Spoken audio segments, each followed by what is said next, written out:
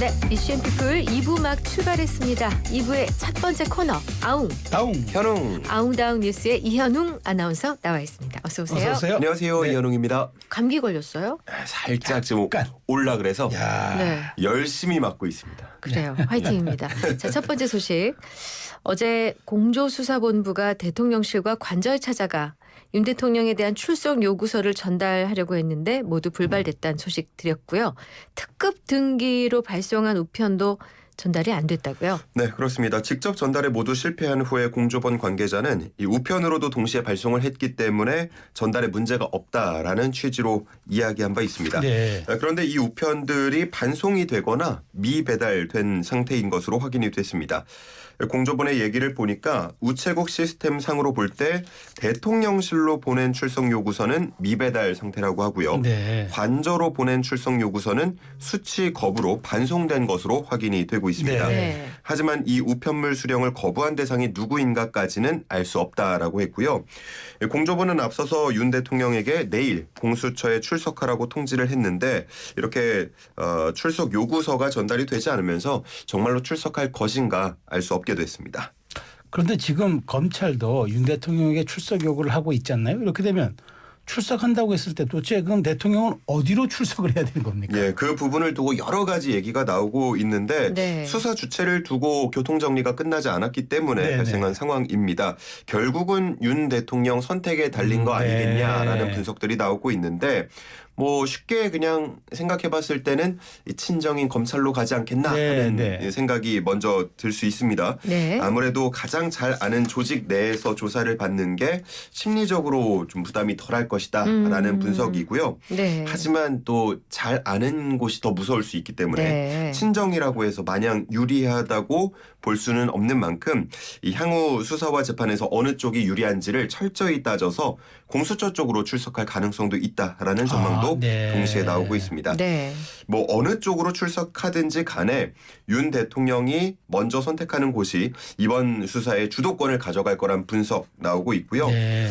헌법재판소의 심리가 27일로 예정이 돼 있다 보니까 이 심리 준비 등을 이유로 출석 자체를 모두 다 거부할 가능성도 있다는 분석 나오고 있습니다. 네.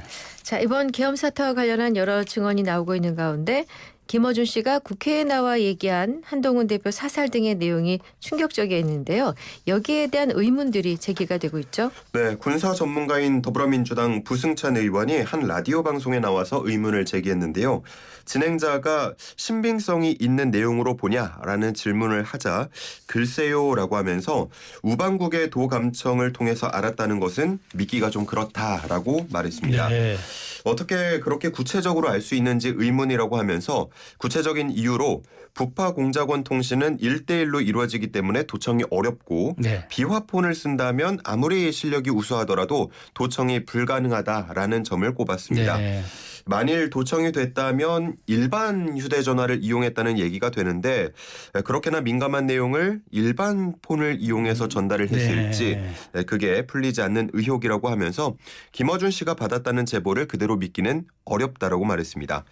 하지만 어제 김병주 의원은 미국 측에서 대통령실을 모두 도청하고 있어 많은 정보가 흘러나오고 있다면서 네. 사실일 가능성에 무게를 두고 있다라고 또 다른 라디오 인터뷰에서 말해서 민주당 내에서도 해당 주장의 신빙성에 대한 평가가 현재 엇갈리는 것으로 보입니다. 네, 그렇군요. 저 이번 계엄 사태와 관련해서 이제 탄핵 정국 등등 이런 분위기가 조금 이러니까 송년회 등 연말 모임이 많이 취소했다고 합니다. 사실 저희가 어제 오프닝에서도 그래서 네, 그랬죠. 함께 정말 약속 우리 잡으시라. 약속 잡으시고 예. 많이 모임 다시 되살려 달라고 이렇게 말씀드렸는데 이만큼 이제 내수 경기 침체에 대한 우려가 상당합니다. 근데 이런 가운데 나홀로 호황을 누리는 업종이 있다는 소식이 있네요. 네? 그렇습니다. 네. 나홀로 호황을 누리는 곳 바로 금융지주 회사입니다. 쉽게 아, 말하면 네. 이제 은행이라고 볼 수 그러네요. 있는데 네. 오늘 나온 KB, 신한, 하나, 우리 등 4대 금융지주 회사의 4분기 단기순이익 전망치를 보면 전년 대비 80% 이상 증가한 2조 4천억 원대로 집계가 됐습니다. 엄청나게 증가했네요. 예, 네. 물론 뭐 전망치이긴 합니다만 네네네. 대동소이할 겁니다. 적게는 20-30%부터 많게는 300% 이상 증가한 건데 뭐 4분기만 두고 보면 그렇지만 이걸 연간으로 더 펼쳐봐도 4대 금융 모두 다 역대 최대 실적을 낼 걸로 현재 전망이 되고 네. 있습니다. 네. 이렇게 탄탄한 실적의 바탕에는 역시나 예대 금리 차가 있는데요. 말 그대로 예금 금리와 대출 금리의 차이에서 오는 이자 수익을 일컫습니다. 네. 네네. 금융당국은 올해 가계부채 확대를 막기 위해서 지속적으로 이 은행권의 가계대출에 대한 좀 적극적인 관리를 주문한 바 있습니다. 네, 네. 이에 따라서 은행권은 기준금리가 낮아지더라도 높은 가산금리를 계속해서 붙여왔고요. 그래서 예대금리 차가 더 확대하게 된 겁니다. 은행연합회에 따르면 신규 가계대출 예대금리차가 지난 7월에 0.43%포인트였는데 10월에는 이게 1%포인트 넘게 1.04%포인트로 석 달 연속 증가했고요. 네. 2배 이상 결과적으로 커진 것으로 나타났습니다. 네. 네네. 이렇게 은행만 호황을 누리다 보니까 역시나 뭐 바라보는 시선이 곱지는 않은데요. 네. 그러다 보니 금융권에 대한 상생 금융 압박도 커질 것으로 보입니다. 네. 네네. 여기에 대해서 조용병 은행연합회장도 소상공인에 대한 보다 지속 가능한 지원 방안이 필요하다고 생각한다라고 말했고요. 네. 은행권이 기여할 수 있는 부분을 금융당국과 협의해서 마련하겠다라고도 했습니다. 네. 나눠야죠. 예. 자, 마지막 소식입니다. 최근 AI 챗봇을 자기가 원하는 대로 학습시켜서 든든한 파트너로 활용하는 경우가 늘고 있다고 하는데 이건 어떤 얘기인가요? 네. 예전에도 생각해보면 이제 챗봇 이용해서 마치 친구와 대화하듯이 뭐 심심풀이로 하는 경우들이 있었습니다. 하지만 그 당시에는 이제 챗봇들이 생각해보면 좀 정해진 로직대로 답변을 하고 그렇죠. 뭔가 내 마음을 그렇게 썩 잘 이해해주지 못하는 것 같은 그렇죠. 답변을 하다 보니까 네, 그 네, 유행이 오래가지 않았는데요. AI 챗봇은 원하는 대로 학습이 가능하다는 점에서 이제 더 든든한 내 편, 아하. 내 마음을 잘 알아주는 친구가 되어주고 있습니다. 네. 예를 하나 들어드릴게요. AI 챗봇에게 이런 식으로 학습을 시키는 겁니다. 네. 앞으로 답변할 때 나를 형님이라고 불러라. 아, 열정적인 아주 적극적인 말투를 말투. 사용해라. 그리고 내 편에서 공감하고 지지해줘라. 뭐 네, 이런 네, 식으로 네. 이제 로직을 입력을 시키면 구체적으로 해야 되겠네, 그러니까. 아. 그렇습니다. 네. 그러면 이제 내가 말을 했을 때 이런 식으로 답변이 온다는 겁니다. 어떻게 오나요? 형님, 충성을 맹세하는 동생이 여기 있습니다. 뭐든지 말씀만 하십시오.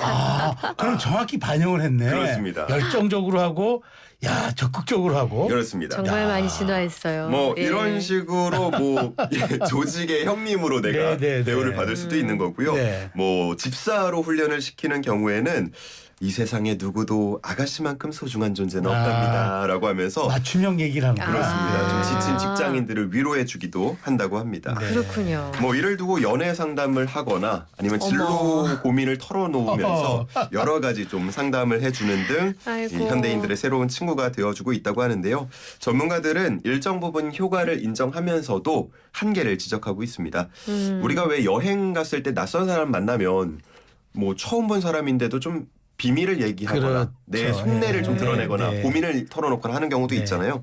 마치 그런 것처럼 AI 챗봇과 대화를 나누는 것도 일종의 감정 정화 효과가 있겠지만 결국에 끝내는 인간만이 주는 깊은 공감을 받을 수는 없을 것이다라고 지적하는 겁니다. 네. 네. 그 TV 보다 보면은 뭐 시리든 디니든 뭐가 있잖아요. 근데 뭘 주문했는데 얘가 잘 못 알아들어요. 그래서 바보야 이랬거든요. 그랬더니 그렇게 말씀하시면 제 마음이 아파요. 이런 거 그래서 내가 어휴 미안해라. 그래서 이젠 친구로 사귀어야 되겠구나 싶고 영화가 현실되는 것 같아요. 그러니까 네. 말이죠. 아이, 자, 아웅다웅 뉴스 모두 살펴봤습니다. 이제 마지막 퀴즈 내주세요. 네, 오늘도 퀴즈가 있습니다. 인공지능 AI에게서 위로를 얻는 사람들이 있다라는 사연 방금 전해드렸죠. 네. 때로는 말 못할 고민이나 하소연을 이렇게 익명의 누군가에게 털어놓는 게 위로가 될 때가 있습니다. 맞아요. 자, 그래서 좀 과거로 거슬러 올라가 보면 90년대에는요. 뭐 천리안, 나우누리, 하이텔 같은 것들로 대변되는 이것이 인기가 많았습니다. 자, 이것은 무엇일까요? 어렵네. 오늘 어렵다. 몇 글자예요? 영어고요. 우리말로 이제 보통 부를 때 두 글자로 두 부릅니다. 글자. 두 글자. 예. 그러니까 외래어인 거죠. 그렇습니다. 네네. 자, 그럼 영양과다 날지 못하는 요즘 신중해져 나비 넥타이를 매지 않는 힌트 요정 어서 오세요. 네네. 이 요정이 왔긴 왔는데 좀 고민을 많이 했어요. 이거. 근데 일단 사전적 의미를 먼저 말씀드리고 이게 네. 이 말은 네트워크에서 2명 이상의 사용자가 실시간으로 주고받는 이제 그 행동을 의미하는 겁니다. 그런데 네. 이제 우리가 과거 말씀하신 것처럼 PC 통신 때부터 즐겨 썼어요. 그렇다고 요즘에 안 쓰느냐? 요즘에도 쓴단 말이죠. 우리 카카오톡 같은 경우에는 숨겨서 하는 건 비밀 땡땡이라고 하고 그다음에 다 열어서 하는 건 오픈 땡땡. 그다음에 맞다. 예. 예, 일반적으로 하는 건 일반 땡땡 얘기하는데 이거 그냥 보기만 하고 쓱 지나가잖아. 그걸 눈팅이라고 그래. 눈팅. 이걸 하면은 이게 되는 거고 서로가 이게 싹 주고받으면은 이 정답이 나오고 그냥 눈으로 슬쩍 지나가고 아예 그냥 일십 하면은 눈팅이에요. 눈팅. 아. 눈팅 아, 하는 거는 그거. 그렇구나. 네. 고기 좋아하세요? 채소 좋아하세요? 아, 전 채소 좋아하죠. 그렇구나. 채소. 아유, 신경 많이 쓰셨어. 자, 샵 0945 우물정 0945 단문 50원 장문 100원 유료 문자 그리고 YTN 어플 유튜브 실시간 댓글창은 무료로 열어두겠습니다. 정답 많이 보내주세요. 이현영 아나운서 수고하셨습니다. 잘 들었습니다. 고맙습니다.